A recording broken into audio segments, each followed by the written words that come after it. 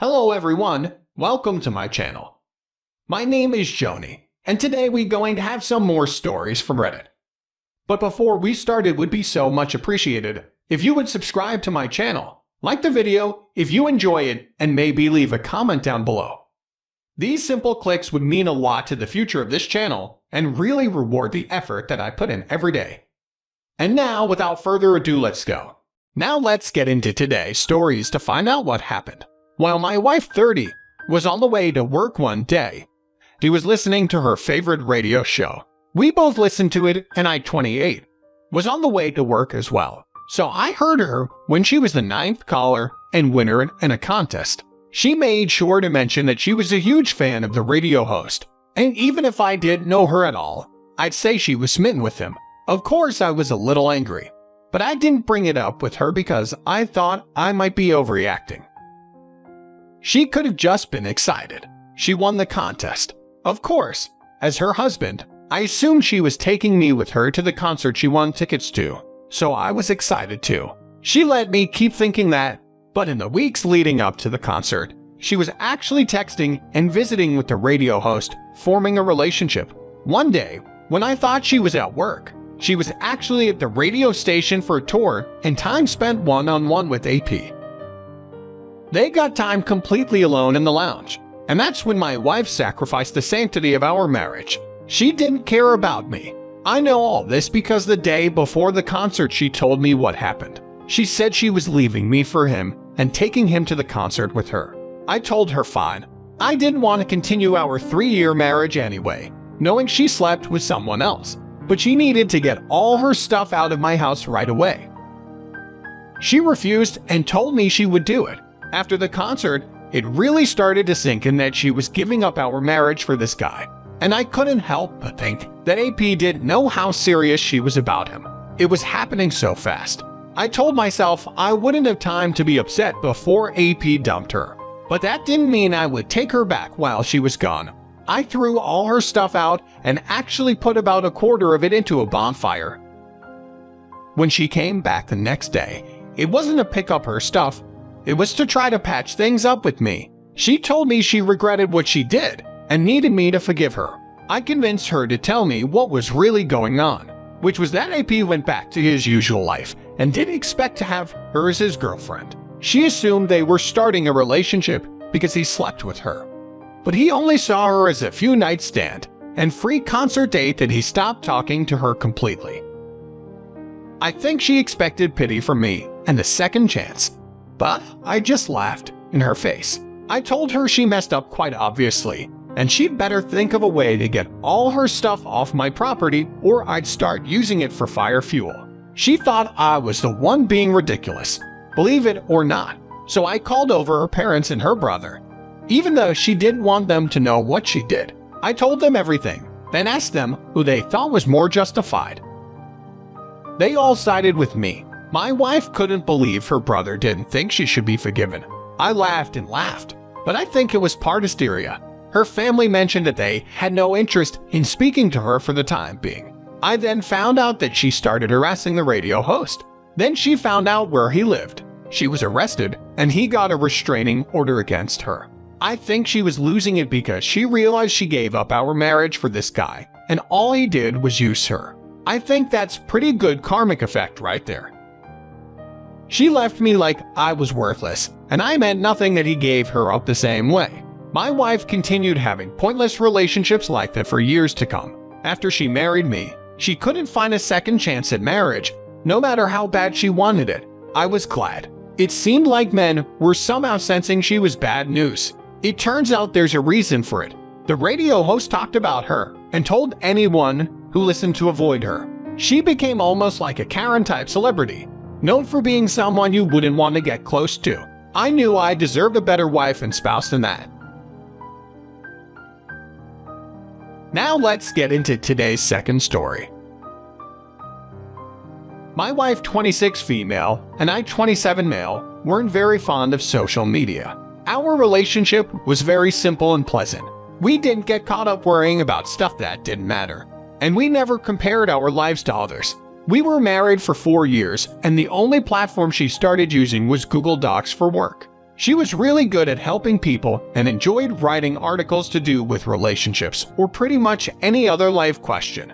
I didn't know, but she started talking to a man daily without even having to log into a social account.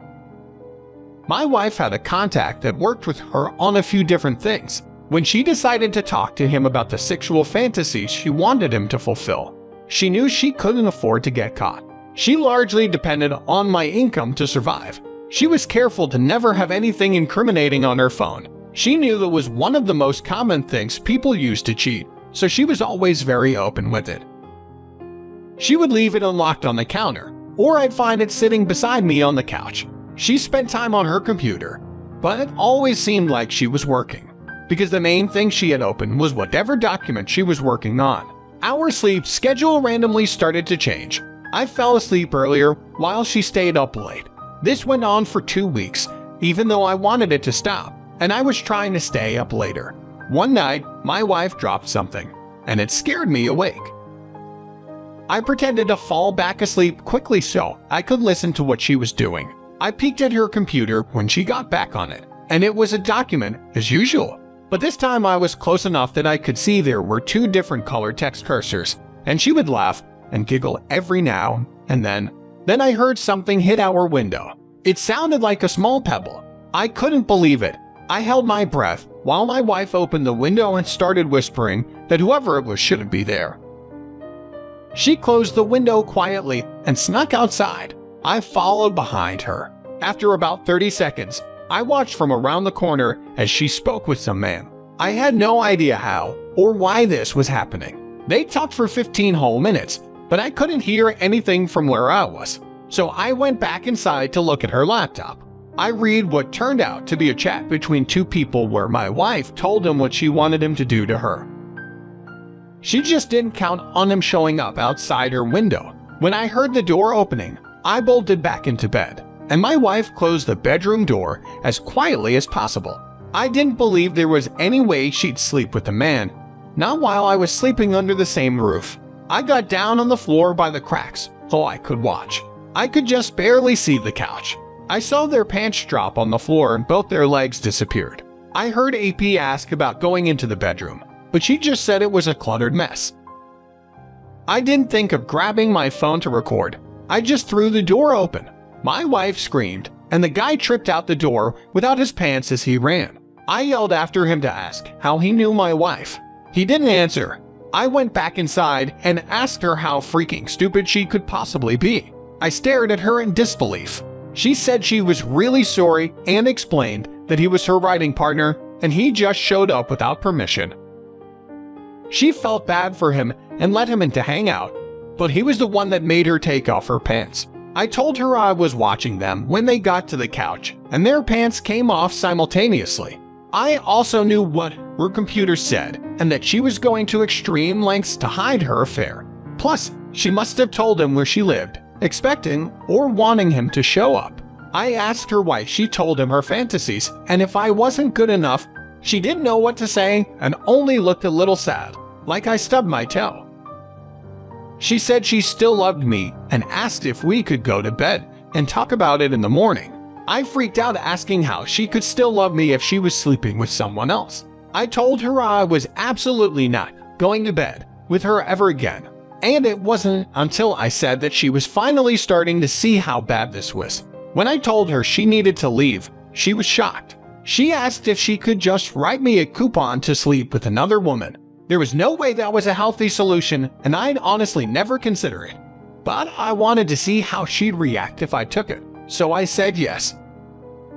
She was surprised and smiled weakly. She wrote me one and I turned it into her right away, saying I wanted to sleep with her best friend Jess. She was shocked and started questioning if I had feelings for her all along or what it mattered if she had the gall to sleep with AP right under my nose. As I slept in the other room, it looked like she was finally starting to see this from my perspective. She apologized more sincerely, but I told her I didn't want her apology. The fact that she didn't consider me or know how important her loyalty was disturbed me. I asked her if she ever slept with someone else without my knowledge, and she looked away. I instantly knew she had. She confessed to sleeping with someone she met at the grocery store. I could not believe this. I told her she was a stupid waste of time and I hated her. I packed my bags and left. I drove to her friend's house because she had already confessed her feelings to me months before. But I never spoke to her because I was serious about my wife. After I got in her bed, I called my lawyer. My wife showed up to her friend's house 3 days later, losing her mind because she wanted me back. I could hear her yelling at Jess downstairs to let her, and so she could tell me what she needed to say. I came down to prevent it from escalating. She told me that she didn't realize how important and irreplaceable I was to her, that no Simon could replace the love I gave to her on a daily basis. I was pretty sarcastic and heartless, even when she started crying so hard her lip trembled. I didn't feel anything for her once I knew she slept around. By the time our divorce was final, I had moved in with Jess, and my life has been much better ever since.